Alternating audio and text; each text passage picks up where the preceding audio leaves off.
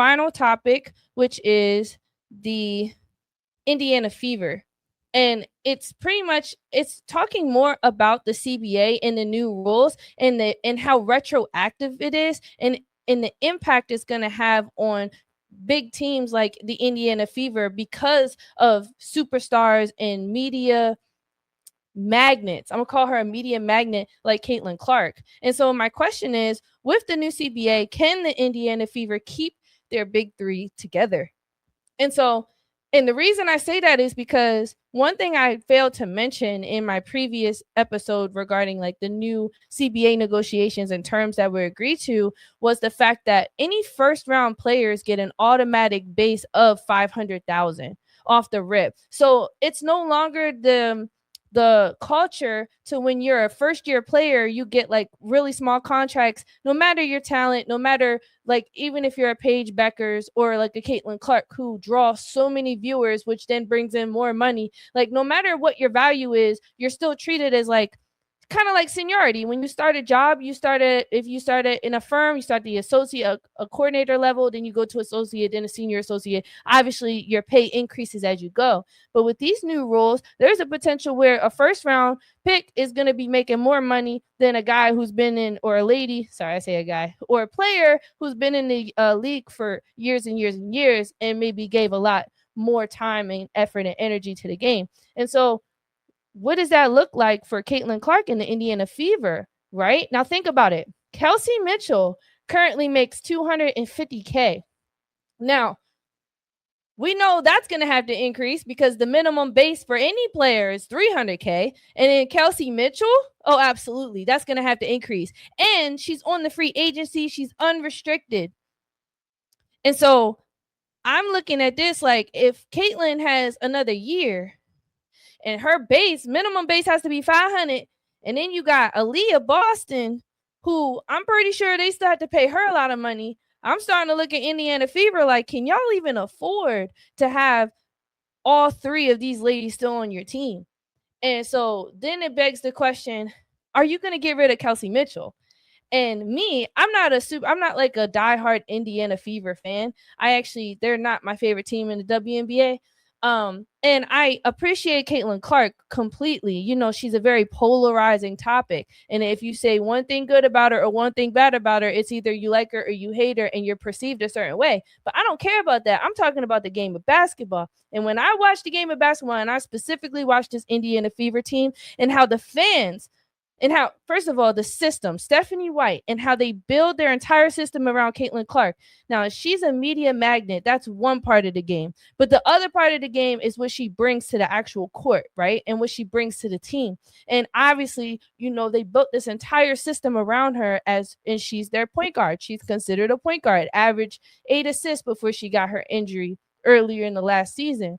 And so you have Caitlin Clark and the Fever are doing a good job, but they still are in this awkward space where you can see their system's is sometimes failing. And with Caitlin, her shortcomings are getting exposed, i.e. her defense, i.e. her inability to move off ball. She doesn't really move too much beyond the arc. Now, can she get downhill? Sure. But a lot of that is transition buckets, and a lot of her flashy passes, are mostly like in transition essentially. And so with an Aaliyah Boston running the court. And so the reason why I say this system might not work, it could work if Caitlin's in the middle, if she continues to develop as a player, but it can't work when she goes down and then they had to make adjustments. It was awesome, but Kelsey Mitchell became the person that really held Indiana down and how they even made it into playoffs.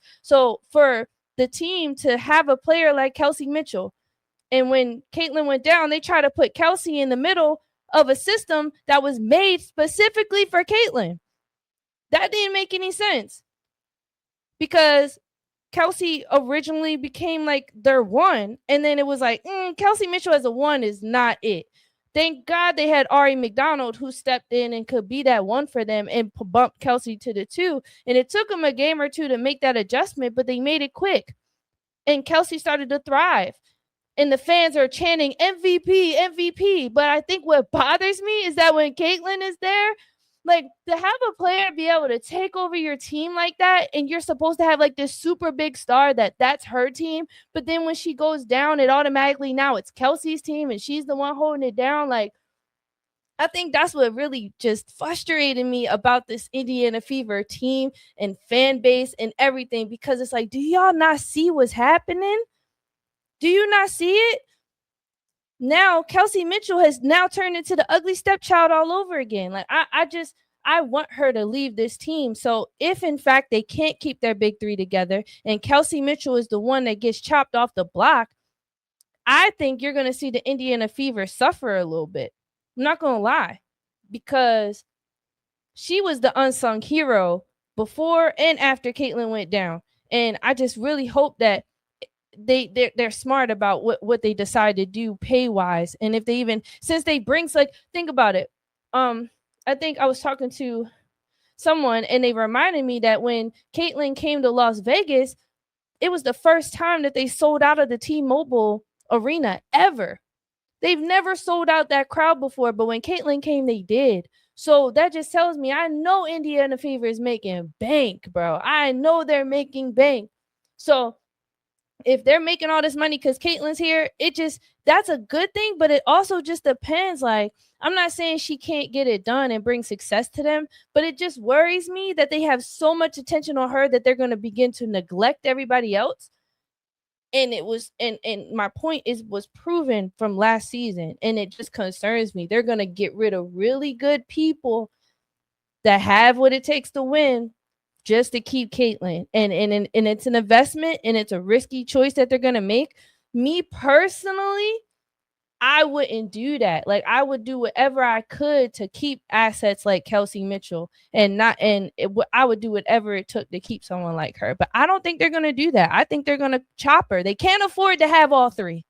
Or is Aaliyah going to be willing to take some pay cuts?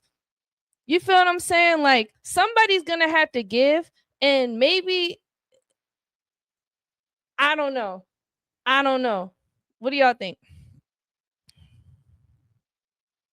Bruce said maybe the Fever going to do a 1-year supermax for Mitchell and then let her go next year.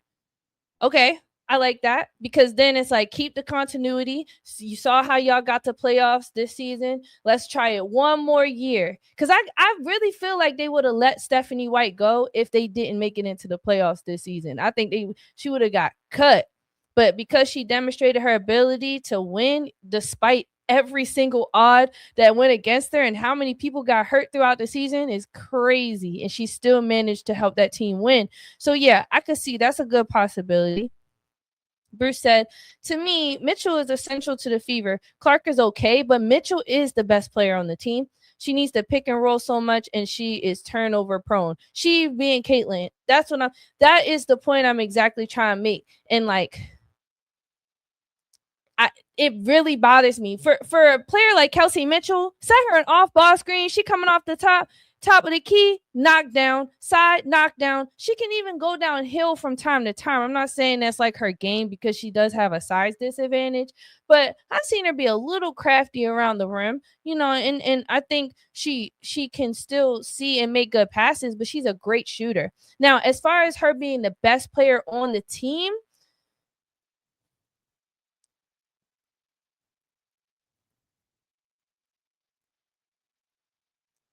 I don't know.